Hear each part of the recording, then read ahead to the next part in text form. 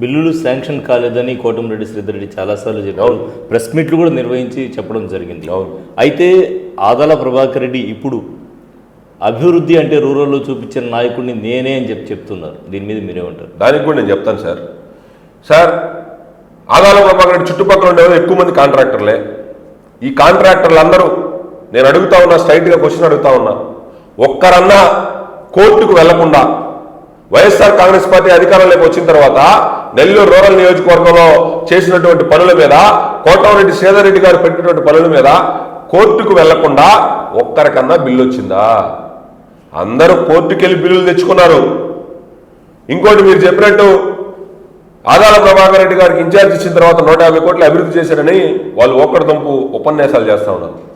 అది కూడా నెల్లూరు రూరల్ నియోజకవర్గ ప్రజలారా, అది కూడా శ్రీధర్ రెడ్డి గారి పుణ్యమే. అది కూడా శ్రీధర్ రెడ్డి గారి పుణ్యమే.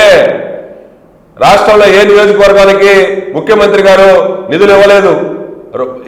రోడ్లకి, కాలువలకి, డ్రైన్లకి ఎక్కడా కూడా నిధులు ఇవ్వలేదు. ఇది నేను చెప్పేది కాదు, స్టాటిస్టిక్స్ చూసుకోండి.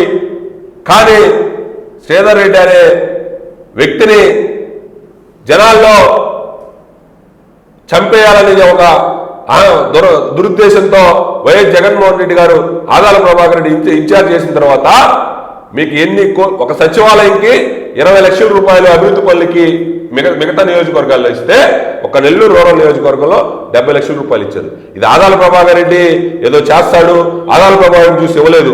శ్రీధర్ రెడ్డి గారిని ఏదో ఒక విధంగా ఇబ్బంది పెట్టాలా అనే దాంతో ఈరోజు చెప్తున్నారు సార్, 150 కోట్లు చేయలే, మహా అయితే ఒక 50 కోట్లు చేశారు.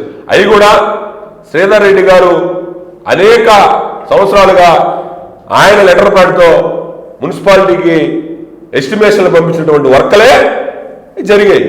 కేవలం శ్రీధర్ రెడ్డి గారిని ఏదో ఒక విధంగా అనగదొక్కాలా అనే దాంతో సార్ నేను అడుగుతా ఉన్నా, 1.5 సంవత్సరం నుండి ఈరోజు మనం మోదంపాండి జొన్నవాడ దగ్గర నుంచి కొత్తవెల్లి దాకా రోడ్డు ఎట్టుందో దానికోసం శ్రీధర్ రెడ్డి గారు అనేక సార్లు లెటర్లు పెట్టి వేయలేదు. ఈయన పోయి 6 నెలల క్రితం దానికి ఎస్టిమేషన్ వేశారు, టెండర్ పిలిచారు, కానీ పనులు జరగలేదు. ఎక్కడో ఒక రోడ్డు వేసి నేను అభివృద్ధి చేస్తున్నాను అంటే పార్కులు మేమన్నీ పనులు చేసి లాస్ట్ మినిట్లో బయటకు వచ్చిన అధికార పార్టీ ఎవరుంటారో వాళ్ళు చేస్తారు కాబట్టి వాటిలో పోయి వీళ్ళు శంకుస్థాపనలు చేశారు. 6 నెలలు శ్రీధర్ రెడ్డి గారు హయాంలో వేసిన రోడ్లు, డ్రైన్లు వీళ్ళు శంకుస్థాపనలు చేశారు. ఎందుకంటే అధికార పార్టీ నుంచి పక్కకు వచ్చాడు కాబట్టి. ఆయన ఎక్కడ కేవలం ఆదాలంటే అభివృద్ధి అంటే ఎక్కడ ఏం చేసావు అభివృద్ధి? ఈరోజు నువ్వు వచ్చిన తర్వాత గణేష్ ఘాట్ పనులు ఏమైనా ప్రారంభమయ్యా? నువ్వు వచ్చిన తర్వాత దర్గా పనులు ఏమైనా ప్రారంభమయ్యా? నువ్వు వచ్చిన తర్వాత క్రిస్టియన్ కమ్యూనిటీ హాల్ ఏమైనా ప్రారంభమైందా? నువ్వు వచ్చిన తర్వాత ఆమంచర్ల సెజ్జి ఏమైనా ప్రారంభమైందా? ఏది ప్రారంభం చేసావు? శ్రీధర్ రెడ్డి గారు పెట్టినటువంటి రోడ్లు, డ్రైన్లు 6 నెలలు ఆయన పనులు అయిపోయిన తర్వాత శంకుస్థాపనలు చేసావు. అది నీ పరిస్థితి. అంటే ప్రధానంగా కోటమిరెడ్డి శ్రీధర్ రెడ్డి జగన్ అంటే అభిమానం. చివరిగా నా చివరి దీంట్లో కూడా నేను చనిపోతే కూడా మీరు రావాలి అని చెప్పి పబ్లిక్ మీటింగ్లో చెప్పినటువంటి వ్యక్తికి ఎందువల్ల వీళ్ళ మధ్య క్లాష్ వచ్చింది?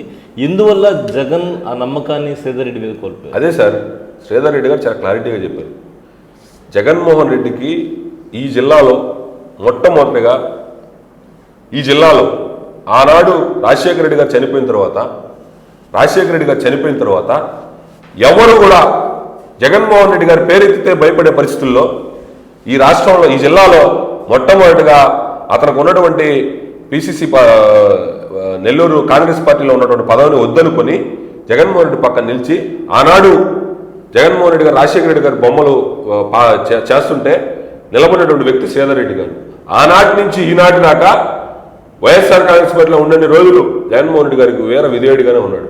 కానీ జగన్మోహన్ రెడ్డి గారి పక్కన ఉండే సజ్జల రామకృష్ణ లాంటి వ్యక్తులు, ఈరోజు నెల్లూరు జిల్లాలో ఉన్నటువంటి విజయసాయి రెడ్డి లాంటి వ్యక్తులు, ఈరోజు నెల్లూరు జిల్లాలో ఉన్నటువంటి కొంతమంది వైఎస్ఆర్ కాంగ్రెస్ పార్టీలో ఉన్నటువంటి కోవట్లు శ్రీధర్ రెడ్డి గారు వైఎస్ఆర్ కాంగ్రెస్ పార్టీలో ఉంటే మనం ఉండలేము, ప్రజల్లో ఉండే వ్యక్తి అతనని చెప్పి ఒక పథకం ప్రకారం జగన్మోహన్ రెడ్డి గారికి దూరం చేసుకుంటూ వచ్చారు.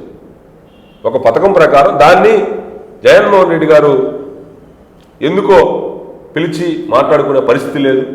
ఆయనకి అధికారం సీఎం అయిన తర్వాత అనేక పని ఒత్తులు అనుకోవాలా, లేకపోతే ఏముందిలే అనుకున్నాడో ఏమో తెలియదు. కానీ శ్రీధర్ రెడ్డి గారు లాంటి వ్యక్తిని ఈరోజు శ్రీధర్ రెడ్డి గారు వైఎస్ఆర్ కాంగ్రెస్ పార్టీని ఏ రోజైతే బయటకు వచ్చాడో ఆ రోజే వైఎస్ఆర్ కాంగ్రెస్ పార్టీకి నష్టం చేకూరింది. ఆ నష్టం భాగమే మొన్న జరిగినటువంటి విపిఆర్ జాయినింగ్ దాకా రాష్ట్రంలో అనేక మంది తిరుగుబాటు చేశారు. దానికి ప్రధాన కారణం కోటమిరెడ్డి శ్రీధర్ రెడ్డి.